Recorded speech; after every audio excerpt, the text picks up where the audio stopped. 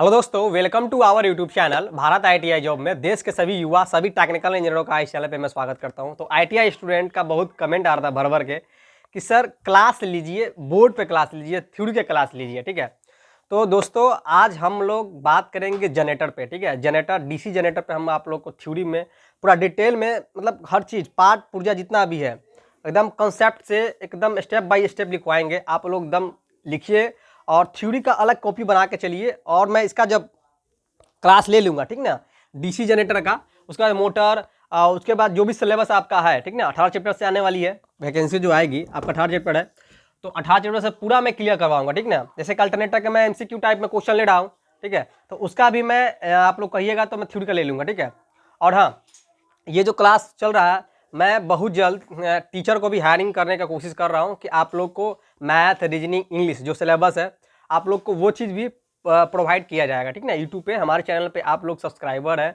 और हमें आप लोग इतना प्यार देते हैं तो हमको भी कुछ देना होगा आपको। ठीक है, और आप लोग भी ऐसे ही स्नेह बनाए रखिए और प्यार अपना दिखाइए। ठीक है, चलिए हम लोग बात करने वाले हैं कि आज जनरेटर पे, ठीक ना, कि जनरेटर है क्या एक्चुअल में। देखो यार मैं आप लोग को जो भी लिखवाऊंगा ना एकदम ध्यानपूर्वक सुनना और नोट्स बुक जरूर बनवाओ।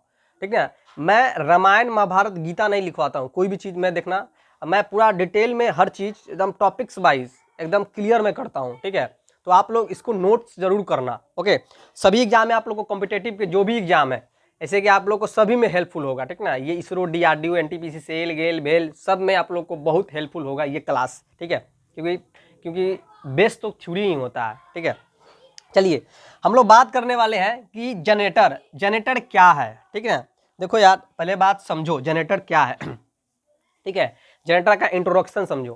ठीक है, वो चीज़ मैं आप लोग को लिखवा, पहले जनरेटर समझो, जनरेटर का है, जनरेटर क्या है, जनित रिसीव कहा जाता है। ठीक है, तो यहाँ पे पहले इंट्रोडक्शन लो। ठीक है, इंट्रोडक्शन किसका, जनरेटर का। ठीक ना, क्या है जनरेटर, क्या है, ठीक ना, विद्युत उत्पन्न। ठीक ना, विद्युत उत्पन्न करने की बहुत सारी विधियां, जैसे कि आप लोग पता है आप लोगों को यहाँ पे आप लोग लिख सकते हो इंट्रोडक्शन। मैं आप लोग को एकदम पूरा टॉपिक से भाई लिखवाऊंगा, टेंशन नहीं लेना आप लोग को। विद्युत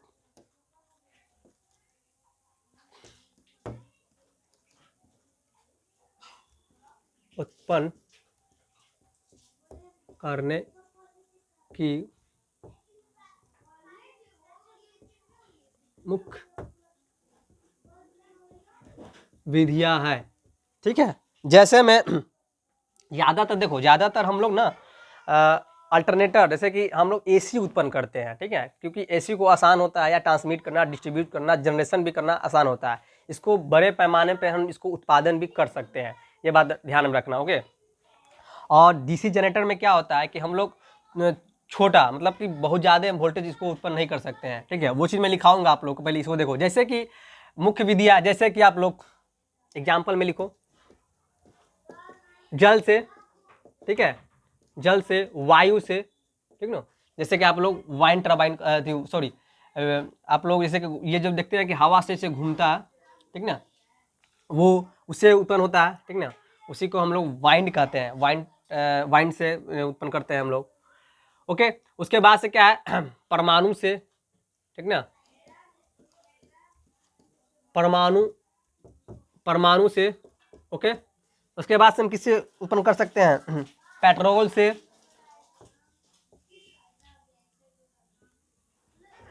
से, डीजल से, उसके बाद से किससे हम वाइंड से, जल से, वाइंड से, परमाणु से, न्यूक्लियर से, जैसे कि बम विस्फोटक करके हम बिजली को उत्पन्न करते हैं। हम टरबाइन को चलाकर, पानी को रोककर टरबाइन को चलाकर हम उससे बिजली उत्पन्न करते हैं। और ईंधन से हम लोग ईंधन से भी करते हैं। ठीक ना, और ईंधन से, ये सब चीज़ से हम लोग बिजली को उत्पन्न करते हैं। ठीक ना, उत्पन्न करते हैं। चलिए अब हम लोग बात करते हैं डीसी जनरेटर क्या है।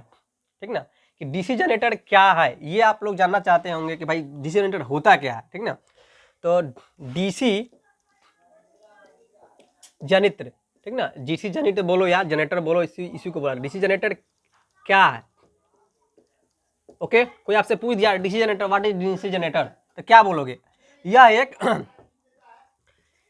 एक यांत्रिक, ओके ध्यान से सुनना, यांत्रिक ऊर्जा को डीसी विद्युत ऊर्जा में, डीसी प्रकार बोल दो, प्रकार की विद्युत ऊर्जा में उत्पन्न करती है, उत्पन्न करती है, उसे क्या कहते हैं हम लोग?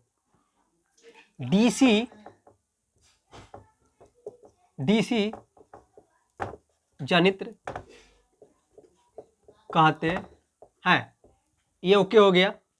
अब सुनो, अगर यही अल्टरनेटिंग करंट उत्पन्न करेगा, नोट में यहां पे लिख दो, नोट, अगर यही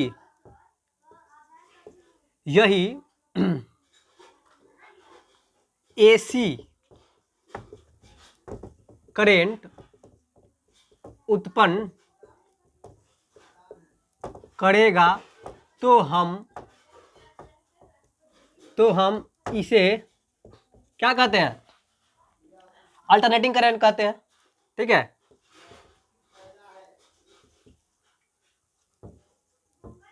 अल्टरनेटिंग करंट कहते हैं। ये बात ओके, इतना तक तो आप लोगों को पूरा डाउट सोल्व हो गया होगा कि हाँ इतना क्या क्या चीज़ से होता है, कि हम लोग इसको क्या कहते हैं, किस लिए कहते हैं, क्यों कहते हैं, ये तो क्लियर हो गया होगा आप लोग को। चलिए इतना लिखिए आप लोग पहले अच्छी तरीके से। ठीक है, अब हमारा राइटिंग में मत जाइएगा, जैसे जैसे हम लिखने जाएंगे वैसे वैसे सुधरते जाएगा। ठीक है, और कोई भी चीज़ का कमेंट है आपके मन में चल रहा है तो कमेंट जरूर कीजिए। ठीक है, मैं उसको उस टॉपिक पे वीडियो बनाकर उस क्वेश्चन को सॉल्व करने की कोशिश करूंगा और उस टॉपिक पे वीडियो बनाकर आप लोग को प्रोवाइड मैं कर दूंगा। ठीक है, इसका टेंशन आपको नहीं लेना, हमको लेना है। ठीक है, चलिए इसको लिख लीजिए आप लोग, और नोट में यहां पर लिख सकते हैं आप, डीसी जनित को हम 650 वोल्ट से अधिक उत्पन्न नहीं कर सकते हैं। ओके, ये भी इसको ऐड कर लीजिएगा, नोट में करके इसको ऐड कर लीजिएगा। ओके, चलिए इतना तक तो आप लोग क्लियर हो गया होगा कि यांत्रिक ऊर्जा को विद्युत ऊर्जा में परिवर्तित करता है, उसी को हम लोग डीसी जनरेटर कहते हैं। ये भी बोल सकते हैं यांत्रिक ऊर्जा को विद्युत ऊर्जा में, ये तो करता है डीसी प्रकार के विद्युत ऊर्जा में परिवर्तित करता है, उसी को हम डीसी करते हैं। एसी में करेगा तो उसी को हम अल्टरनेटिव करंट करने लगते हैं। अल्टरनेटर के द्वारा हम लोग जो करंट लेते हैं तो उसी को अल्टरनेटिव करंट करते, मतलब क्या कि अगर ये ही एसी उत्पन्न करेगा, अल्टरनेटर से हम अथी करेंगे, ठीक है ना, अल्टरनेटिव करंट से आएगा तो ये एसी करंट लेगा तो अल्टरनेटिव करंट से उत्पन्न होगा। ठीक है, तो इसी को हम लोग क्या कहेंगे? अल्टरनेटिव करंट करने लगेंगे। ठीक है, तो मोटर क्या है कि इसकी कंस्ट्रक्शन पे हम लोग डिपेंड करता है कि ये कैसा काम कर रहा है, क्या चीज हम लगाए हैं। ओके, चलिए इसको क्या हो गया होगा, आई होप। चलिए इसको हम मिटा देते हैं।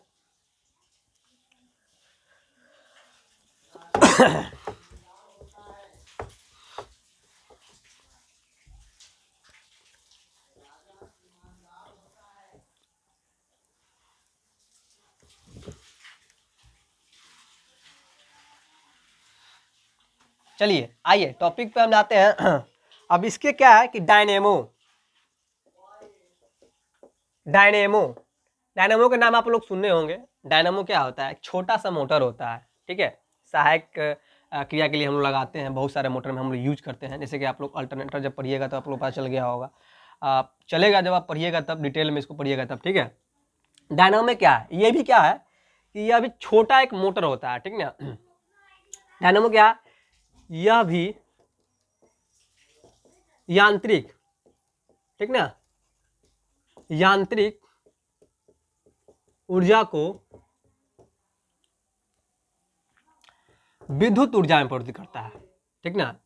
डीसी प्रकार के विद्युत ऊर्जा, इसको भी बोल सकते हैं, या विद्युत ऊर्जा में प्रयोग करते हैं।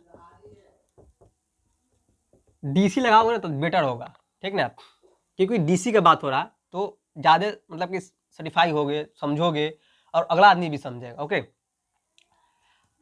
परिवर्तित करता है उसे डायनेमो मोटर कहते हैं। इतना ओके हो गया। इसका यूज कहाँ करते हैं, ठीक ना, बैटरी चार्जिंग में, इलेक्ट्रोप्लेटिंग में, वहाँ पर भी यूज करते हैं। इसका यूज होना लिख दे, याद रखना, बैटरी चार्जिंग, बैटरी चार्जिंग में। ओके, इतना तक लिख लिए, इसको लिखो पूरा डिटेल में। चलिए अब आते हैं हम लोग डीसी जनरेटर का कार्य सिद्धांत, किसके प्रिंसिपल पर ये वर्क करती है, कैसे वर्क करती है, वो चीज आते हैं हम लोग, ठीक है। डीसी जनरेटर, डीसी जनित का कार्य सिद्धांत, ठीक है। पहली बात समझिए, डीसी जनरेटर किस सिद्धांत पर काम करता है। डीसी जनरेटर जनित, देखो यार जनित बोलो जनरेटर बोलो, बहुत बच्चा कंफ्यूज हो जाएगा, इसलिए लिख देता हूं। जनरेटर फैराडे के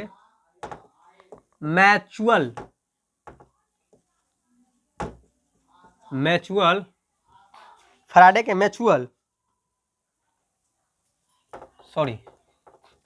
के विद्युत चुंबकीय प्रेरण के, विद्युत चुंबकीय प्रेरण के सिद्धांत पर वर्क करती है। इतना तो ओके कि भैया जनरेटर जो है कि किसके सिद्धांत पर काम करती है, ये बहुत मैटर करता है, किसके सिद्धांत पर काम करती है, कैसे काम करती है, कैसा कंस्ट्रक्शन हम इसमें लगाते हैं, कैसा यूज करते हैं, क्यों ये फैराडे के विद्युत चुंबकीय प्रेरण के सिद्धांत पर कार्य करती है, भाई जानने वाली बात है, ठीक है। तो जब देखो यहाँ पर आप लिख सकते हो, जब कोई, यहाँ पर लिख सकते हो, जब कोई, देखो जब कोई यहाँ पे चालक, ठीक ना, चुंबकीय फ्लक्स को काटता है, ध्यान रखना, जब कोई चालक चुंबकीय फ्लक्स को काटता है, उसमें एक इंडक्शन पैदा हो जाता है, मतलब विद्युत वाहक बल पैदा होता है, ईएमएफ पैदा हो जाता है, ठीक है। तो वो चीज मैं समझाऊंगा कैसे पैदा होता है, क्यों पैदा होता है, ठीक है। काटता है तो क्या होता है, एक ईएमएफ पैदा होता है, करता है तो उसमें ईएमएफ मतलब विद्युत वाहक बल पैदा हो जाता है। इंजीनियरों, इतना तो आप लोग को एकदम पूरा क्लियर हो गया होगा कि विद्युत चुंबकीय, ये जब कोई चालक विद्युत चुंबकीय फ्लक्स को काटता है तो उसमें एक ईएमएफ उत्पन्न हो जाता है, तो ईएमएफ उत्पन्न होता है, इसमें इसी को हम विद्युत वाहक बल कहते हैं। जैसे आप लोग समझो, ठीक ना, ये कोई एनएस बना लो इसको, ठीक ना, एनएस ले लो, ठीक है, जैसे कि ये है, इसके बीच में ना कोई भी कंडक्टर तुम घुमाओगे तो ये पोल शू है, पोल शू पे फिर उसके बाद से आप लोग पूरा उसको बाइंडिंग किए हो उसके ऊपर से, ठीक है, योक है, बॉडी है, तो इसमें एक ईएमएफ घूमेगा, एक ईएमएफ उत्पन्न हो जाएगा, ठीक ना, ईएमएफ जनरेट होगा, इसी को हम लोग वो करके स्लिप रिंग के माध्यम से, कार्बन ब्रश के माध्यम, जैसे आप लोग जैसे कंस्ट्रक्शन है, ठीक है, उसी आधार पे हम लोग यूज ले लेते हैं। ओके, और इसको लिख सकते हो तुम एक और नोट्स में, यहाँ पे आप एक चीज़ और लिख सकते हैं, यह फैराडे के, ठीक ना, नोट में लिखो, यह फैराडे के दाहिने हाथ के रूल को फॉलो करता है, ठीक ना, फैराडे के दायां हाथ के सिद्धांत को फॉलो करता है, या उसी के नियम पर चलता है, उसी को पालन करता है, ठीक ना, फॉलो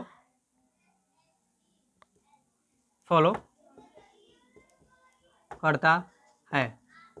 देखो यार, बुक में तो रामायण महाभारत गीता लिखाया गया है, ठीक ना, लेकिन हम उतना ही लिखवा रहे हैं जो कि बस आपके काम लायक है। आपको बस जॉब लेना है, ना कि आप लोग को रिसर्च सेंटर में जाना है, ना कि आप लोगों को एकदम जाकर प्रोफेसर बनना है उसका, ठीक है, ना कि आपको बुक लिखना है। तो बस इतना जानो कि इतना से इतना ये होता है। ओके, चलिए, इतना तो ओके हो गया। लिखिए पूरा, इसको लिखिए पहले अच्छी तरह से, मिटा देते हैं। अब आप लोग हेडिंग डालिए, डीसी जनरेटर के मुख्य भाग। डीसी जनरेटर के बारे में जान गए, कैसे काम करता है, क्या यूज होता है, कहाँ पे यूज करते हैं, कितना तक यूज करते हैं वो जान गए, किसी सिद्धांत पर काम करता है ये जान गए। अब इसके पाठ पूजा पे आपको जानना होगा कि भाई इसमें क्या क्या लगा होता है, ठीक ना, कि डीसी जनरेटर के मुख्य भाग क्या क्या है, ठीक ना। तो डीसी जनरेटर के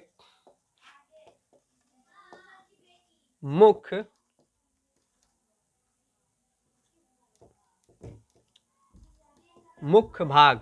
ओके, चलिए पहला में लिखिए, इसमें लिखिए पोल। सबके बारे में मैं लिखाऊंगा डिटेल में। पोल, इसका डिफिनेशन, पोल क्या है, पोल शूज क्या है, आई वॉल्व क्या है, ठीक ना, योक क्या है, और कम्यूटेटर क्या है, ठीक ना, वो सब चीज के बारे में बताऊंगा। ओके, टेंशन नहीं लेना है। पोल, या इसे बोल सकते हो आप, या मैग्नेटिक फील्ड, ठीक ना, मैग्नेटिक फील्ड। ओके, एक में डालो। दूसरा लो योक या बॉडी, ठीक ना, योक, इसी को योक या बॉडी, ओके, इसी को बॉडी बोला जाता है। तीसरा में डालो armature core, armature core, armature, carbon brush, सब चीज के बारे में बताऊंगा, टेंशन नहीं लेना आप लोग को। ओके, उसके बाद से लिखो शाफ्ट, शाफ्ट, शाफ्ट। 5 नंबर में लिखो कम्यूटेटर। कई सेगमेंटे के समूह को ही कम्यूटेटर कहते हैं, बहुत सारे। यहाँ पर देखो, जैसे कि जब कंस्ट्रक्शन जब बनाएंगे तब आपको पता चलेगा, ठीक ना, बना ही देते हैं, ठीक है।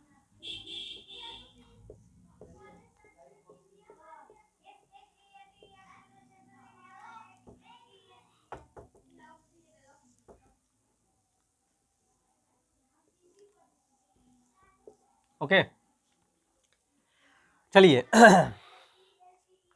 उसके बाद से क्या आ गया आप लोग का, आर्मेचर बाइंडिंग। लिखिए आर्मेचर, आर्मेचर बाइंडिंग। 7 नंबर लिखना आपको बियरिंग,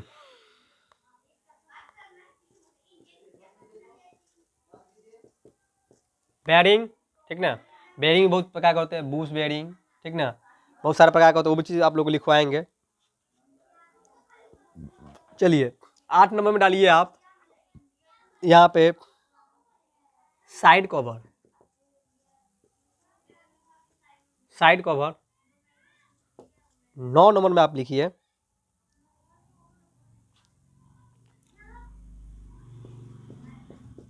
पंखा, इसी को बोला जाता है कूलिंग फैन ना, कूलिंग फैन। ओके, 10 नंबर में लिखो आई वोल्ट, आई वोल्ट। 11 नंबर में लिखिए टर्मिनल बॉक्स,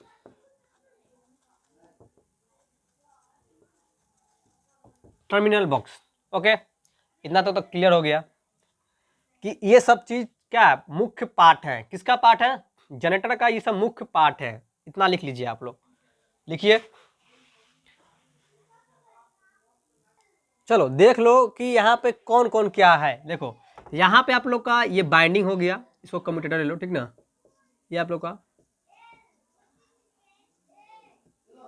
कम्यूटेटर, कम्यूटेटर हो गया। ओके, कम्यूटेटर, ये बाइंडिंग हो गया, बाइंडिंग हो गया। स्लॉट्स है, ठीक ना, खांचे कटे होते हैं इसमें, ठीक ना। तो इसको पूरा को क्या बोल सकते हो तुम? आर्मेचर तथा, आर्मेचर तथा कम्यूटेटर,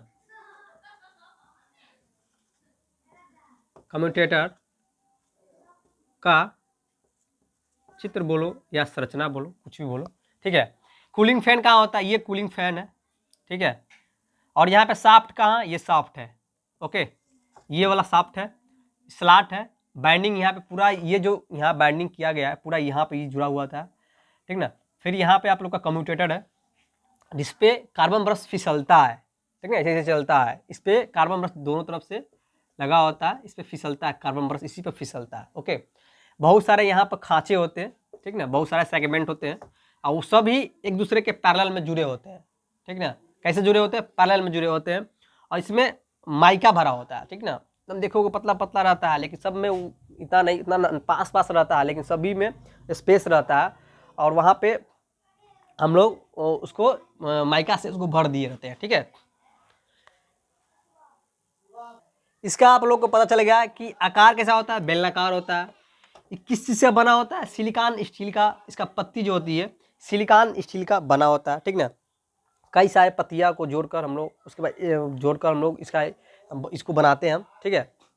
और इसकी थिकनेस, जो मोटाई, हाँ, आर्मेचर ये जो है 3 प्रकार के होते हैं, ठीक ना।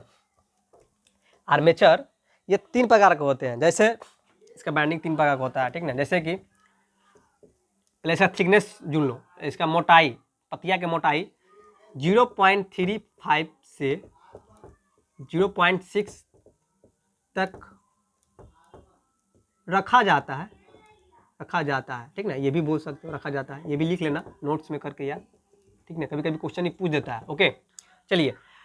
और ये जो है 3 प्रकार के होते हैं, ठीक ना। आर्मेचर जैसे कि ओपन,